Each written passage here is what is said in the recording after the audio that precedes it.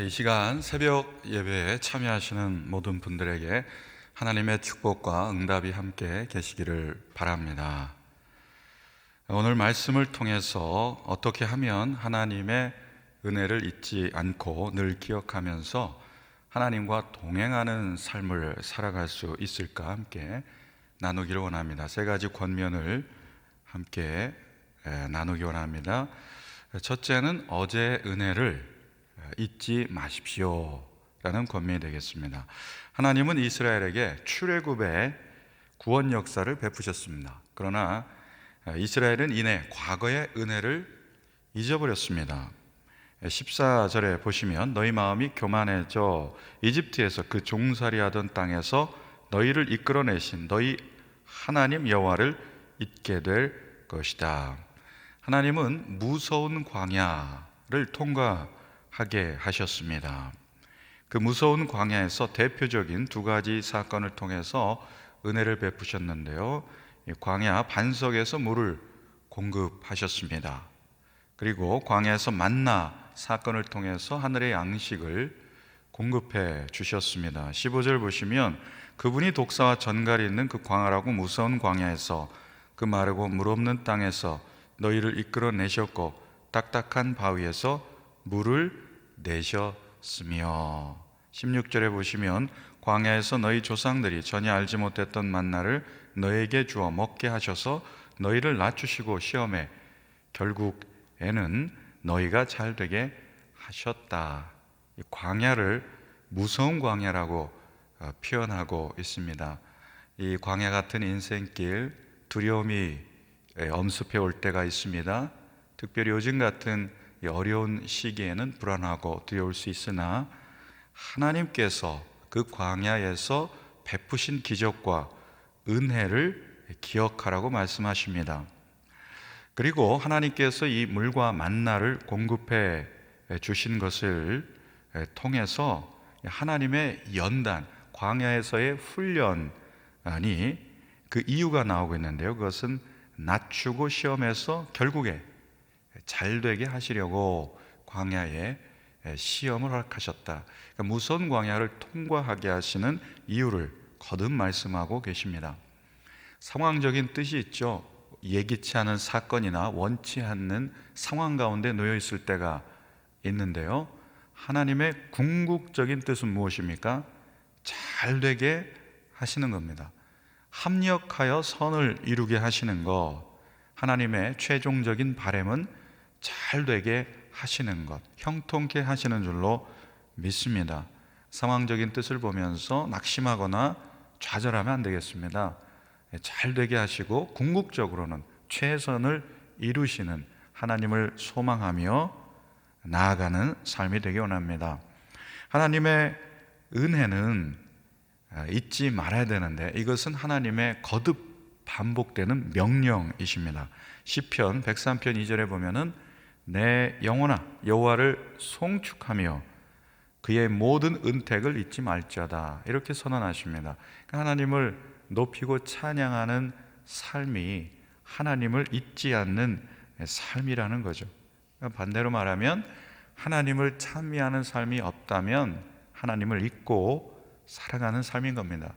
예배가 없는 삶은 하나님을 잊어버리고 사는 삶과 같다는 거예요. 인간은 하나님을 잊어버리면 우상을 섬기게 되어 있습니다. 하나님 없이 다른 우상을 선택하는 것이 인간 안에 있다는 거죠. 사사기를 보면 실패의 책이라고 불리지만 그 안에 얼마나 인간의 이 죄성, 이 인간의 흑역사가 기록되어 있는지 모릅니다. 하나님을 떠난 사람의 이 참상을 이렇게 말씀하고 있습니다. 사사기 3장 7절에 보면 이스라엘 자손이 여호와의 목전에 악을 행하여 자기들의 하나님 여호와를 잊어버리고 바알들과 아세라들을 섬긴지라. 하나님을 잃어버리면, 하나님을 잊어버리면 우상을 섬기게 됩니다. 하나님을 잊어버리면 더 악행을 더 서슴없이 자행하는 모습도 봅니다. 역대하 24장 22절에 보면 요아스 왕과 여호야다 대제사장이 나오는데요. 여호야다 대제사장이 요아스 왕의 멘토처럼 영적인 그 최선의 삶을 이끌어 주었는데요. 그래서 요아스 왕이 선한 왕으로 살아갈 수 있었는데, 그 아들 스가랴를 요아스 왕이 죽이는 악행을 저지릅니다. 성경은 왜 그런 악행을 저질렀는가 이렇게 말씀하십니다. 역대하 24장 22절에 보면 요아스 왕이 이와 같이 스가랴의 아버지 여호야다가 베푼 은혜를 기억하지 아니하고 그의 아들을 죽이니 그가 죽을 때 이르되 여호와는 감찰하시고 신원하여 주옵소서 하니라. 하나님의 은혜를 잊어버리고 또 이웃이 베푼 우리의 또 스승, 멘토, 우리의 주변에 있는 분들이 베푼 은혜를 잊어버리면 악행을 저지르게 되는, 은혜를 원수로 갚는 일이 있다는 것을 알려주시는 겁니다. 하나님의 은혜를 잊지 않으려면 어떻게 될까요? 늘 깨워서 온전히 하나님을 예배해야 합니다. 학자들은 예배를 기억의 사건이라고 합니다. 하나님을 예배할 때 성령님께서 우리의 받은 은혜를 회상케 하시고 기억나게 하시고 얼마나 그 구원의 은혜가 큰지를 상기시켜 주십니다. 그래서 우리는 감사와 찬양을 끊임없이 하나님을 올려드리면서 하나님께 영광을 돌리는 삶을 살아야 됩니다. 만물의 지으신 피조 세계를 보면서도 하나님의 그 영광을 감탄하며 찬양해야 합니다. 기념일이 왜 있습니까?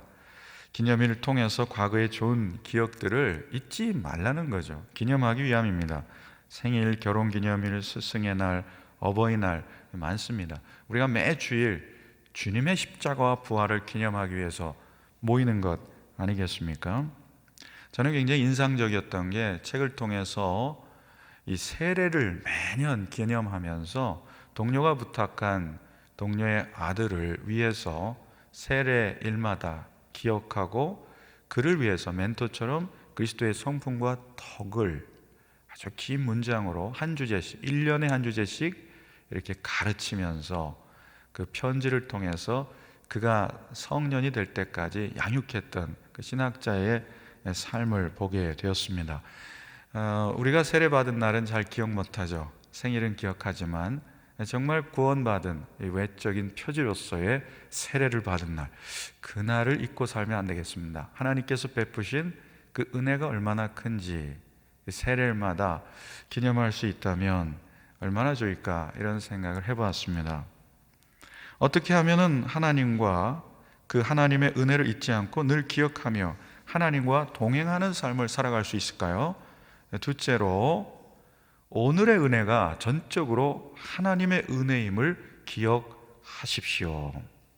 하나님의 명령과 그분의 법도와 그분의 규례에 순종하는 삶은 하나님의 베푸신 은혜가 크기 때문입니다. 순종의 삶이라는 것은 두려움 때문에 기계적으로, 형식적으로 하는 것이 아닙니다. 은혜를 기억하는 사람은 사랑하기 때문에 자발적인 순종을 하게 되어 있습니다. 11절에 보시길 바랍니다. 너희는 삼가서 내가 오늘 너희에게 주는 그분의 명령과 그분의 법도와 그분의 규례를 지키지 못해 너희 하나님 여호와를 잊는 일이 없도록 하라.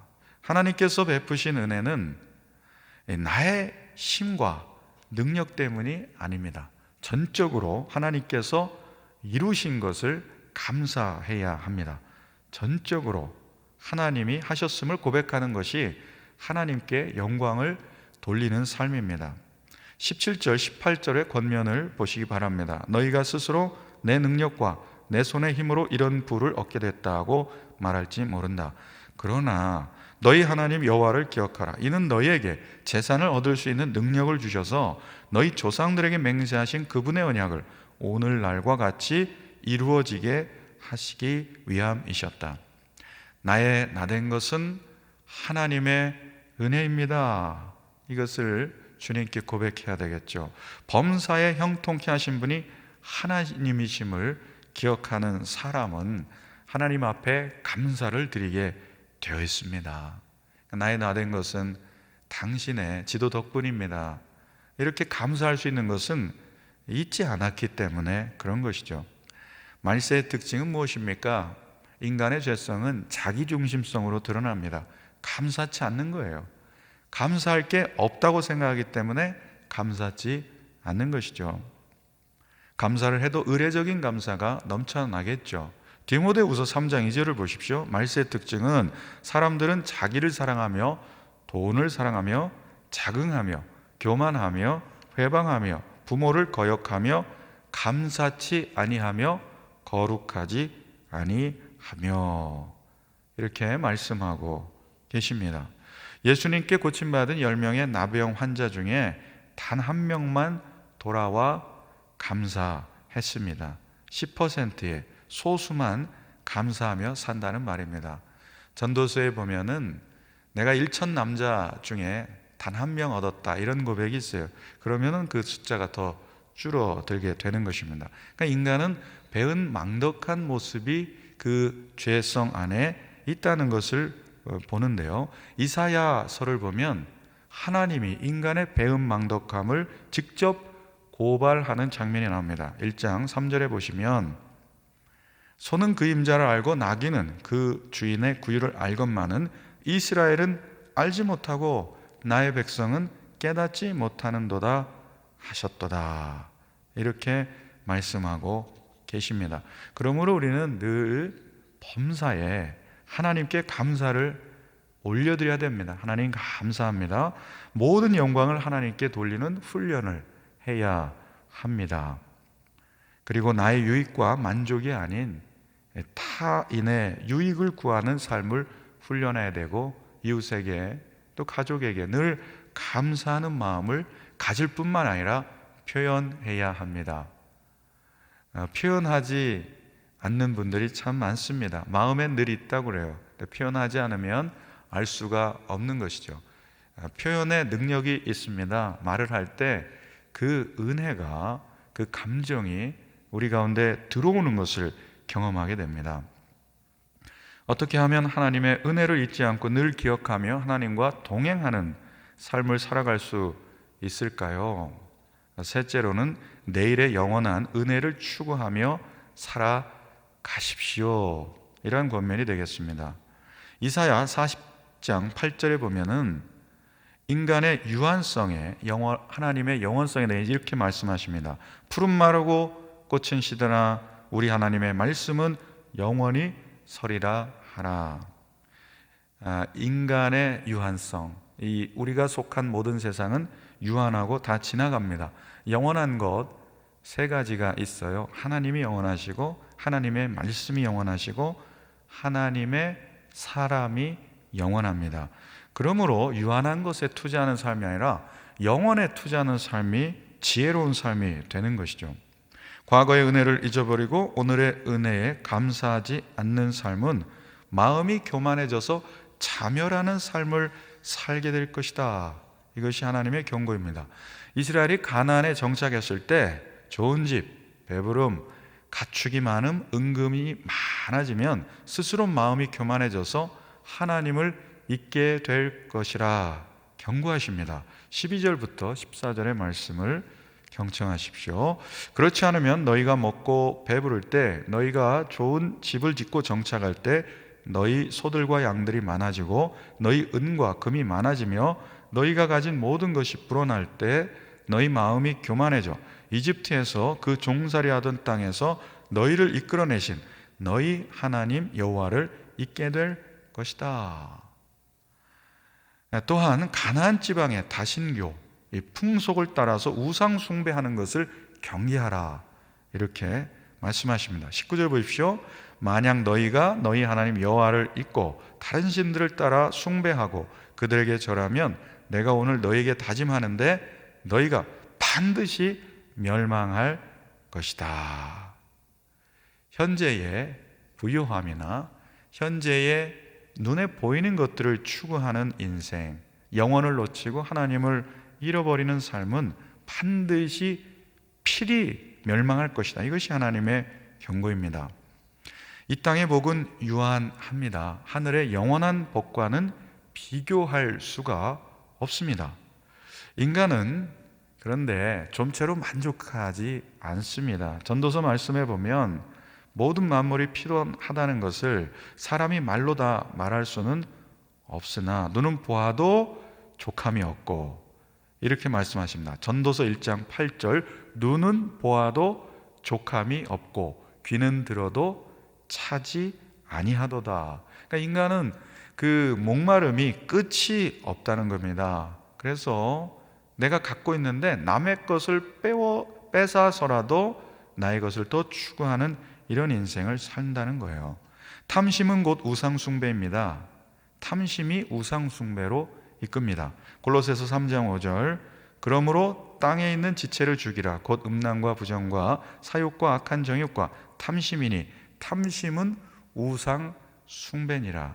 그러니까 내가 탐욕, 욕망, 욕심 이런 것 자체가 하나님을 믿으면서도 사실은 하나님보다 그 탐욕에 그 마음을 뺏겨서 어느덧 그것을 하나님처럼 섬기고 있게 된다는 겁니다. 이러한 탐심에 이스라엘 백성들은 반복적으로 빠지게 되었고, 오늘을 살아가는 우리도 예외는 아닌 것이죠.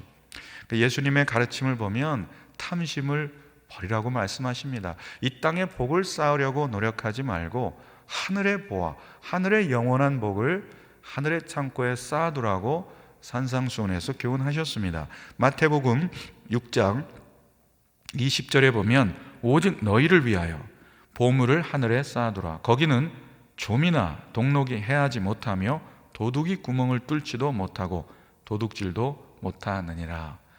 여러분이 남몰래 드린 구제, 헌물, 그리고 봉사, 하나님께 영광 늘렸던 많은 그러한 하나님 기뻐하시는 일들 하나님이 받으셨다는 거예요. 하늘의 창고에 쌓아 두셨다는 겁니다. 눈에 보이는 것들을 쌓으려고 애쓰지 말라고 주님께서 권면하십니다. 그러므로 교만을 경계해야 됩니다. 우리는 초년병 시절에는 겸손하죠. 그러나 많은 것을 이룬 뒤에 마음이 교만해집니다. 말년에 마음이 교만해져서 용두사미로 끝난 왕이 있어요. 유다 왕 중에서 우시야 왕과 히스기야 왕이 대표적입니다. 처음에는 부국강병 이루고 하나님 의지했지만 나중에 잘 되니까 마음이 교만해져서 이 우시야는 제사장 월권을 하고, 그리고 나병에 걸려서 쓸쓸히 죽게 되고, 히스기야도 이 아수르의 침공을 받고, 그리고 당대에는 심판을 받지 않았지만 후대에 하나님의 심판을 초래하는 그러한 교만으로 인해서 범죄하게 됩니다. 탐심을 늘 점검해야 되죠. 탐심은 죽을 때까지 괴롭히는 우상 숭배임을 늘 알아서 욕심을 내려놓는 삶을 살아야죠.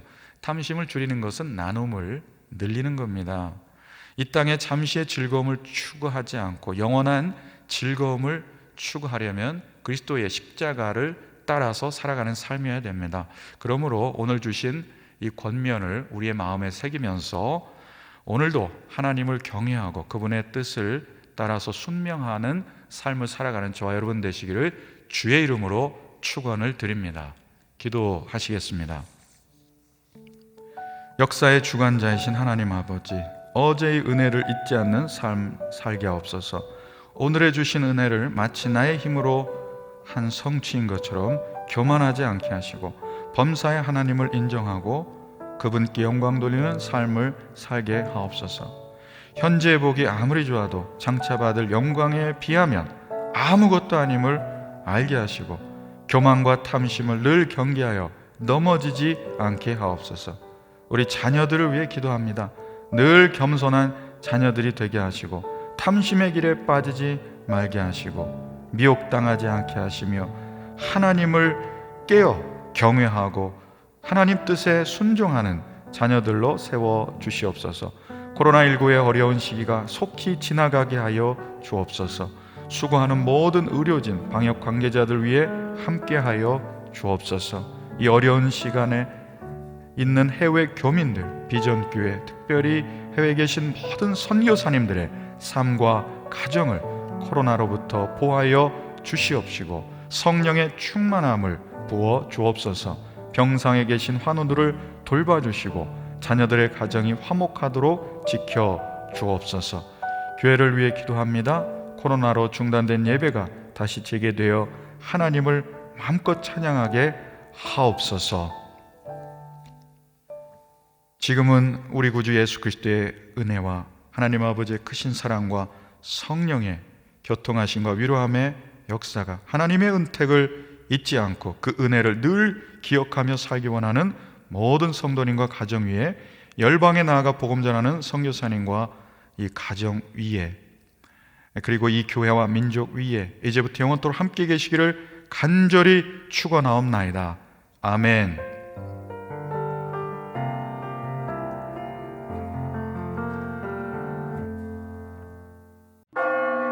이 땅을 향한 주님의 긍휼하심을 간구합니다. 이 나라를 향한 주님의 긍휼하심을 간구합니다. 이 백성을 향한 주님의 긍휼하심을 간구합니다.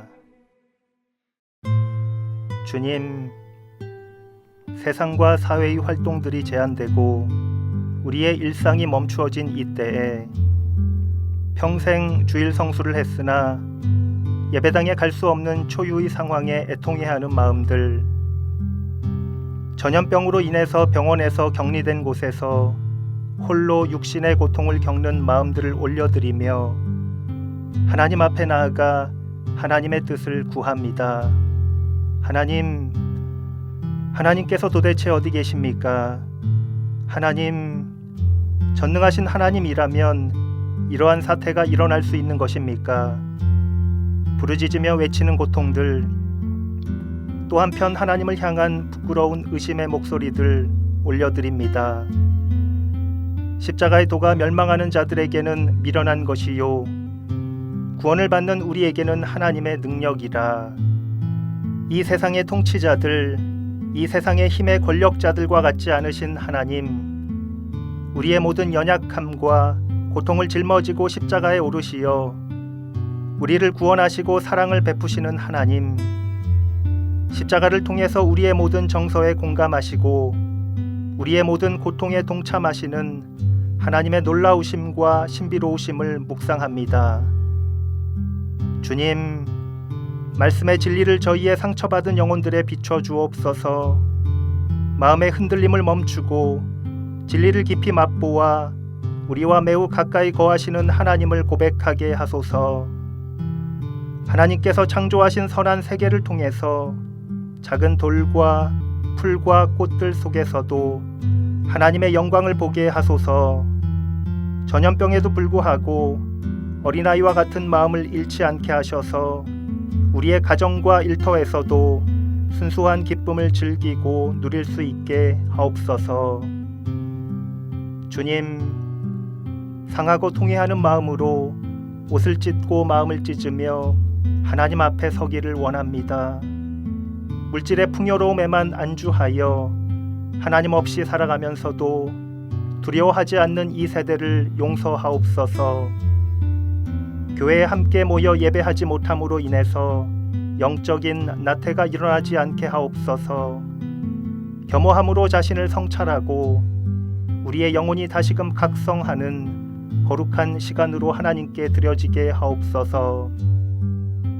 주님, 이 땅의 교회들이 두려움과 거짓 가르침과 이단으로 분열되지 않도록 하시고 예수님께서 마지막까지 교회를 위해 기도하신 것처럼 하나 되는 교회 되게 하옵소서.